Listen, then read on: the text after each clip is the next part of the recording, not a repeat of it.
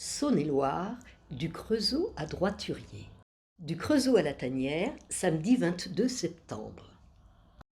Partis la veille de Lyon, nous avons campé au Moulin de Collonges, un camping situé près de Saint-Boal sur la route de Buxy. Je reprends mon tracé au Creusot, là où je l'ai laissé en juin 2017. Entre-temps, j'ai traversé les Vosges du Sud en septembre 2017, ainsi que la Haute-Saône et la Haute-Marne en mai dernier. Je retrouve avec bonheur le département de Saône-et-Loire où j'ai passé les 6 premières années de ma vie professionnelle. Mais je suis frappée, le manque d'eau est terrible. La campagne est cruellement grillée. Comme souvent, Daniel m'accompagne 1 heure ou 2, puis retourne sur ses pas pour venir m'attendre le soir au camping suivant avec notre California. Nous avons donc laissé celui-ci à la sortie du Creusot pour suivre la route du Chon. Tout de suite, nous retrouvons nos compagnes, les vaches, qui nous observent de leur grand globe familier. Ces bêtes souffrent de la sécheresse, elles n'ont plus d'herbe, juste de la paille pour les nourrir. L'une d'elles est allongée dans une curieuse position, nous soupçonnons qu'elle a cessé de vivre. L'aronia, avec ses baies noires aux propriétés antioxydantes, riches en vitamine C, borde la route.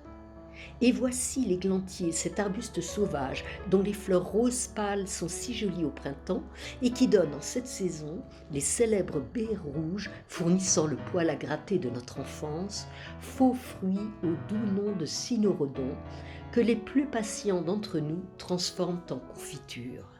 Enfin voici juste à côté l'aubépine avec ses baies rouges et ses feuilles trilobées. Au carrefour du Soto, Daniel fait demi-tour et je poursuis ma route bordée de châtaigniers, grimpant insensiblement vers le signal du Chon qui se dessine au loin. Les prés font maintenant place à la forêt. Tout en pédalant fermement, un cycliste amoureux de l'endroit m'entretient aimablement. La piste s'enfonce bientôt dans la sapinière odorante avant de longer les étangs du prieuré creusés par les moines de l'ordre du Val-de-Choux en 1188 pour s'approvisionner en poissons. Du prieuré, construit par les seigneurs du Chon, il ne reste que quelques bâtiments d'une ferme. Le chemin longe maintenant l'étang neuf, bordé de roselières, avant de déboucher sur les rondeurs du signal du Chon, puis devant l'auberge de la Croix-Messire Jean, où nous prendrons place plus tard pour déguster café et dessert. Mais c'est face au Morvan que nous pique-niquons d'abord, car Daniel vient de me rejoindre. C'est ici, dans ces splendides paysages morvandiaux, que se trouve le point de départ de randonnée et de trail sur les anciennes voies celtes. Nous sommes sur la perle du Morvan, à 650 mètres d'altitude, site classé pour ses chaos granitiques. C'est un site naturel unique, géré depuis 1999 par le Conservatoire des sites naturels bourguignons qui en préserve la flore, la faune et les habitats, patrimoine exceptionnel de landes et de pelouses. Des espèces rares, comme la spargoute printanière de la famille de l'œillet, poussent ici au milieu d'insolites blocs de granit, les rochers du Carnaval. Ici, le granit est omniprésent. Il est sculpté par l'érosion.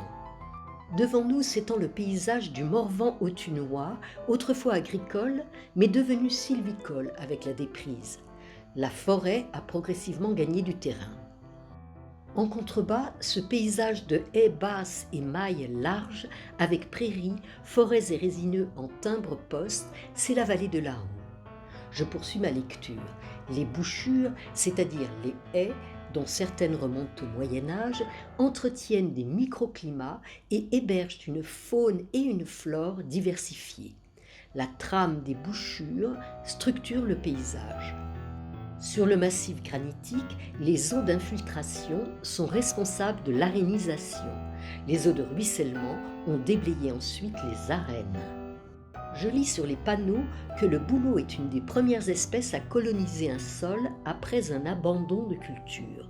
Associés à la bruyère ou la calune, le pin sylvestre, la fougère aigle et la manite tumouche, avec laquelle il vit en symbiose, le bouleau aime l'humidité et les sols pauvres et acides.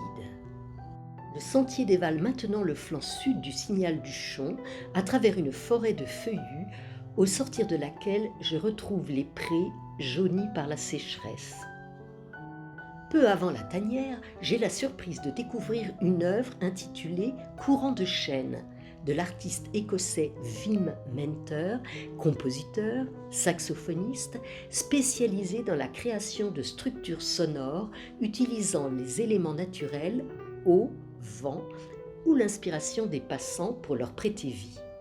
Je lui prête aussitôt mon inspiration.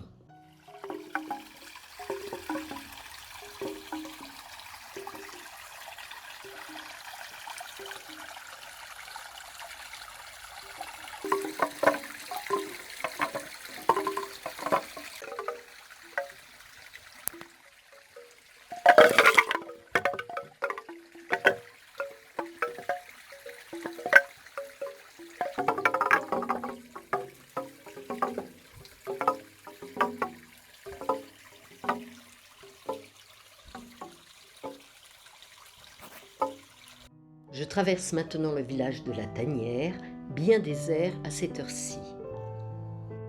Puis, traversant le ruisseau de la Planche, je poursuis le sentier sur 2 kilomètres pour atteindre enfin le camping du Parois, où je retrouve le California et son chauffeur.